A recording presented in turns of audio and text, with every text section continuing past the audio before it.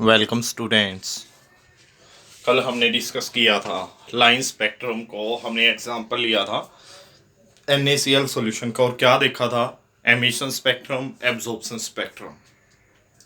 तो क्या आई थी, लाइन आई थी अपनी दो वेवलेंथ की। कौन कौन सी वेवलेंथ थी? 5890 और 5896 एंगस्ट्रॉम वेवलेंथ थी उसकी। लाइन आई थी अपनी। अब लाइन स्पेक्ट्रम या एटॉमिक स्पेक्ट्रम बोलते थे उसको। आज हम देखेंगे, वो NaCl का केस लिया था, आज हम लाइन स्पेक्ट्रम या एटॉमिक स्पेक्ट्रम डिस्कस करेंगे हाइड्रोजन का। तो टॉपिक क्या है आज का अपना? लाइन स्पेक्ट्रम और atomic spectrum of hydrogen. Hydrogen के लिए लाइन स्पेक्ट्रम निकालेंगे तो हम क्या करेंगे? सबसे पहले एक डिस्चार्ज ट्यूब लेते हैं, उसमें हाइड्रोजन गैस लेंगे। डिस्चार्ज ट्यूब लेते हैं, इसमें क्या लेंगे? हाइड्रोजन गैस लेंगे हम, और इसको क्या करेंगे? इलेक्ट्रोड से कनेक्ट करेंगे।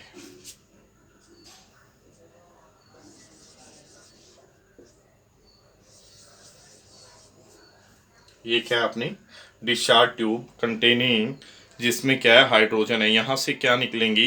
वेव्स या रेडिएशन निकलेंगी। उन रेडिएशन को क्या करेंगे? पहले स्लिट लगा के क्या बनाएंगे? नैरो बनाएंगे। नैरो बनाने के बाद हम क्या करेंगे? प्रिज्म पे उनको गिरने देंगे। प्रिज्म से जैसे ही ये बाहर निकलेंगी, हमें क्या मिलेगा? यहाँ लाइन स्पेक्ट्रम। लाइन स्पेक्ट्रम मिलेगा फोटोग्राफिक फिल्म पे। ये अपनी फोटोग्राफिक फिल्म होगी और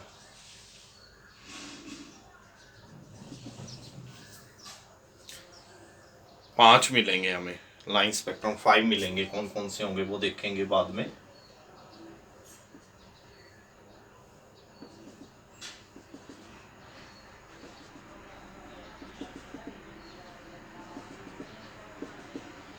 ये 5 हमें लाइन स्पेक्ट्रम मिले और सीरीज मिलेंगी हमें। उस सीरीज को भी हम पढ़ेंगे। ये क्या अपनी फोटोग्राफिक फिल्म। उस केस में भी ऐसा ही करते थे हम भैया। NaCl सॉल्यूशन से जो रेडिएशन निकलती थी, स्लिट अप्लाई करते थे। स्लिट के बाद क्या किस में से पास करते थे? प्रिज्म। और बाद में ऑब्जर्वेशन किस पे होती थी? फोटोग्राफिक फिल्म पे होती थी, फोटोग्राफिक प्लेट पे होती थी। अभी जो हमें सीरीज मिलेंगी या लाइन स्पेक्ट्रम मिलेंगी, वो किस प्रकार से होंगी वो यहाँ पे हम देखेंगे। ये ले ली फोटोग्राफिक प्लेट, जहाँ पे हमें क्या मिल रहा है? लाइन स्पेक्ट्रम मिल रहा है। किसका? हाइड्रोजन का। क्या मिलेगा इस केस में? सीरीज मिलेंगी हमें।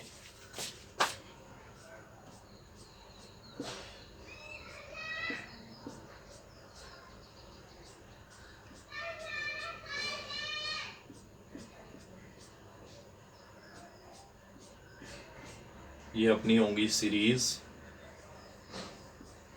और इधर हम रीजन बताएंगे उनका, कौन सी रीजन में है, अल्ट्रावायलेट रीजन में है, विजिबल रीजन में है, कैसे है। ये मिली सीरीज, जो लाइन मिली। सबसे पहले जो अपनी सीरीज होती है वो होती है लाइमन। लाइमन सीरीज बोलते हैं इसको। बाल्मर, पास्चन, ब्रैकेट, और ये P4। ये तो ये अपनी सीरीज। अब कौन कौन से रीजन में हमें मिलता है? रीजन पहली 3 होंगी, पहली 2 होंगी। यहाँ पे रीजन कौन से रीजन में है? और लास्ट वाली सबसे पहली सीरीज कौन सी है? लाइमन। लाइमन सीरीज होती है अल्ट्रावायलेट रीजन में। ये होती है बाल्मर, होती है विजिबल रीजन में, जो हमें दिखाई देते हैं। और पास्चन, ब्रैकेट और पीफन सीरीज होती है इंफ्रारेड रीजन,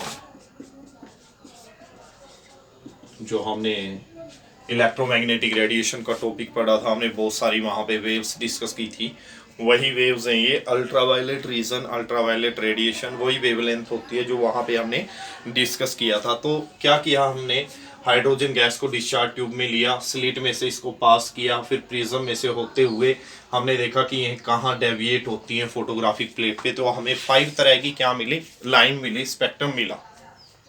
तो क्या लिखेंगे कि जब इलेक्ट्रिक डिस्चार्ज पास किया जाता है हाइड्रोजन गैस में से, if electric discharge is passed, किस में से पास किया, डिस्चार्ज ट्यूब में क्या रखी हुई है,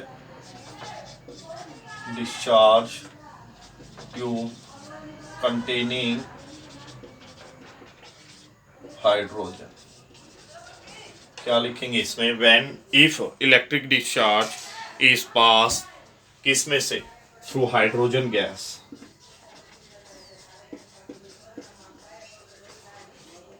गैस कहाँ पे रखी हुई है, हाइड्रोजन गैस डिस्चार्ज ट्यूब में, taken in A discharge tube,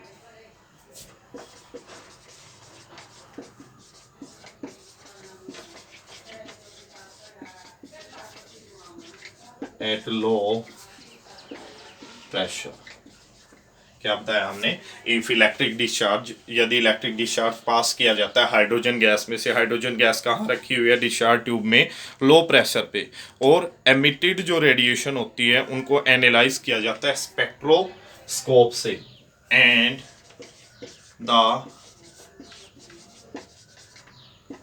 emitted, जो बाहर निकलती हैं, क्या निकलती है, रेडिएशन, एंड एमिटेड रेडिएशंस, ये रही भाई, देखो इलेक्ट्रिक डिस्चार्ज पास किया हाइड्रोजन गैस में से, और क्या हुआ, एंड द एमिटेड रेडिएशन, ये होगी एमिटेड रेडिएशन, इनको एनालाइज किया, radiation are analysed on spectroscope,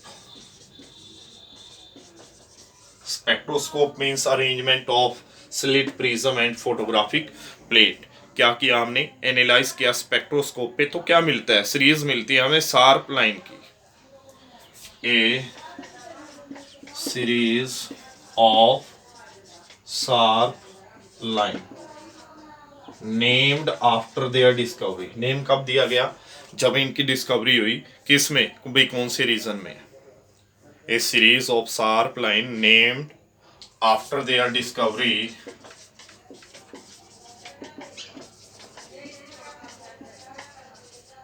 किस में, नेम, ये नेम बाद में दिए गए थे, वे पहले डिस्कवरी हुई थी।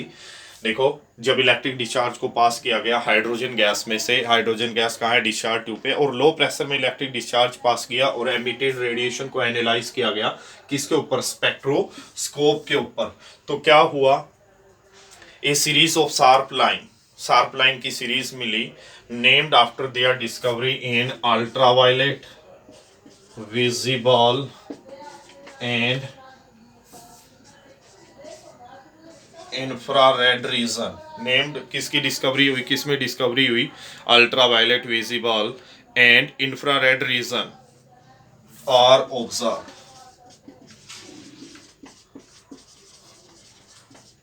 ये हमें मिली, नेम कब दिए गए, जब इनकी डिस्कवरी हुई। This series of sharp line जो ऑब्जर्व हो रही है अल्ट्रावायलेट रीजन में, विजिबल रीजन में, इंफ्रारेड रीजन में, इसको क्या बोलते हैं, लाइन स्पेक्ट्रम और एटॉमिक स्पेक्ट्रम, किसका, हाइड्रोजन का। दीज शार्प लाइंस, ये जो हमें क्या मिली हैं, शार्प लाइन मिली हैं, observe in ultraviolet, visible and infrared or region are called, क्या बोलते हैं इनको, लाइन स्पेक्ट्रम और एटॉमिक स्पेक्ट्रम, किसका, हाइड्रोजन। जो हमें मिली हैं इनको क्या बोलेंगे, लाइन स्पेक्ट्रम और एटॉमिक स्पेक्ट्रम ऑफ हाइड्रोजन। अब जो लाइन है विजिबल रीजन में, वो आसानी से देखी जा सकती हैं फोटोग्राफिक प्लेट पे। विजिबल रीजन है वो तो हमें दिखाई देगा भाई, the line in the visible region can be seen directly on the photographic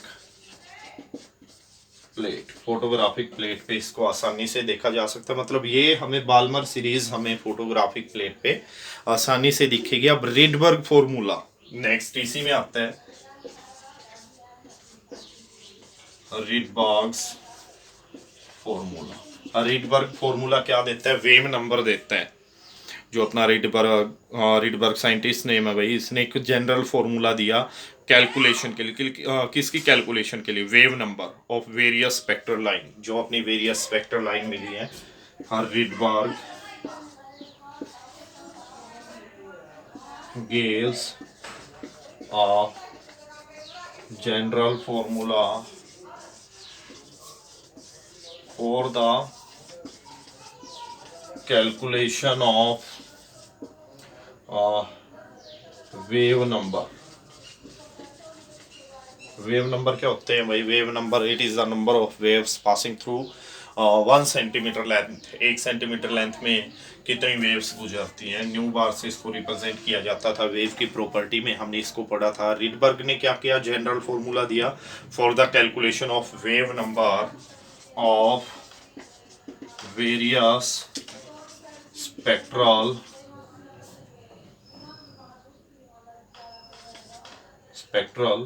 lines.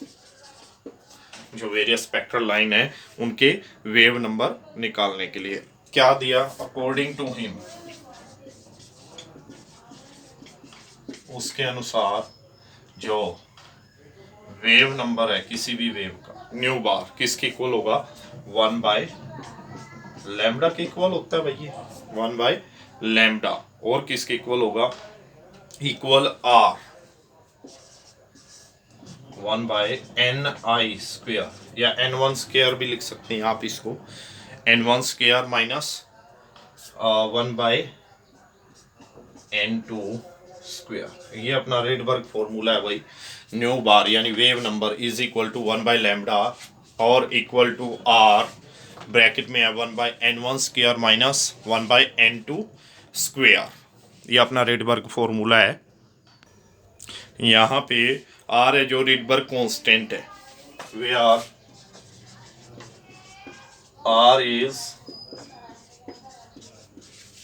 Rydberg constant and nu bar n1 and n2। जो न्यू बार ले रहे हैं, n1 ले रहे हैं, n2 ले रहे हैं, ये क्या है? न्यू बार तो क्या वेव नंबर, और क्या है n1 क्या है? वैल्यू किसकी? लोअर एनर्जी लेवल की। और n2 क्या है? Value of higher energy value. क्या दिया? Where r is the Rydberg constant and nu bar n1 and n2 are the wave number. और n1 क्या है? n1 है अपना नंबर या वैल्यू है, value of lower energy level and value of higher energy level respectively, क्रमशः। यानी new बार क्या है? न्यू बार पहले लिखा है वेव नंबर, n2 क्या है? Value of lower energy level, n2 क्या है? Value of higher energy level. जो वैल्यू है रिडबर्ग कांस्टेंट की, the value of Rydberg constant R is कितनी होगी? ये 109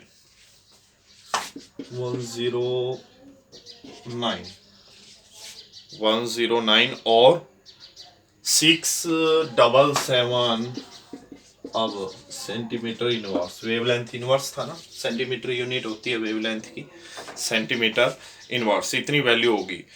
किसी भी गिवन सीरीज के लिए n1 की वैल्यू फिक्स रहती है, n2 की वैल्यू वेरी करती है line to line. In the same series. For any series, किसी भी सीरीज के लिए। कितनी सीरीज डिस्कस किया हमने? 5। कौन कौन सी? लाइमन, पास्चन, ब्रैकेट, पीफॉन और बाल्मर। तो किसी भी सीरीज के लिए, for any series, the value of n1 remain constant while the value of n2 varies from line to line। n1 की वैल्यू तो कांस्टेंट रहती है, n2 की वैल्यू वेरी करती है line to line in the same series. Same series में। Thus, तो क्या निष्कर्ष निकला? जो लाइमन सीरीज है उसके लिए क्या होगा? For Lyman series, Lyman series के लिए n1 की वैल्यू क्या रहेगी? 1। n1 की वैल्यू 1 और n2 की वैल्यू क्या होगी? 2, 3, 4, 5 ऑनवर्ड चलती रहेगी। सेकंड कौन सी थी? For Balmer series, Balmer second series थी अपनी। इसके लिए क्या होगा? n1 की वैल्यू क्या रहेगी? 2, n2 की वैल्यू क्या रहेगी? 3, 4, 5, 6 ऑनवर्ड चलती रहेगी। बाल्मर के बाद कौन सी आई थी? पास्चन, थर्ड थी जो अपनी पास्चन सीरीज। पास्चन सीरीज के लिए क्या होगा? n1 की वैल्यू होगी 3, n2 की वैल्यू क्या होगी? 4, 5, 6, 7 ऑनवर्ड चलती रहेगी। बाल्मर होगी Lyman, Balmer, Paschen, Brackett, Brackett series n1 4, n2 5, 6, 7 onward चलती रहेगी।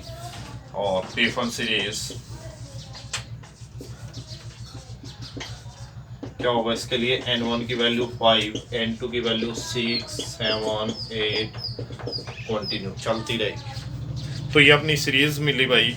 अब ये तो बात हुई हाइड्रोजन के लिए। अगर हाइड्रोजन के तरह के पार्टिकल हो, हाइड्रोजन की तरह के पार्टिकल कैसे आते हैं? जैसे हीलियम पॉजिटिव है, He पॉजिटिव है, वो भी तो हाइड्रोजन की तरह है भाई। He पॉजिटिव, एक इलेक्ट्रॉन है उसके पास भी, एक तो उसका बाहर चला गया पॉजिटिव। तो हाइड्रोजन लाइक पार्टिकल के लिए रिडबर्ग फॉर्मूला थोड़ा सा चेंज हो जाएगा। तो जो हाइड्रोजन लाइक पार्टिकल है उनके लिए रिडबर्ग फॉर्मूला क्या होगा? Nu bar is equal to RH। RH क्या है? Rydberg constant. और जेड स्क्वायर आ जाना है बस, बाकी वही रहेगा 1/n1 square minus 1/n2 square. यहाँ पे जेड क्या है? Atomic number. वेयर जेड क्या है? Atomic number of hydrogen like atom. Z is the atomic number of hydrogen like particle. अब लाइन स्पेक्ट्रम को एक्सप्लेन करने के लिए बोर अपना मॉडल देगा, जो हम नेक्स्ट टॉपिक में, नेक्स्ट लेक्चर में डिस्कस करेंगे। आज के लिए इतना ही। Thank you.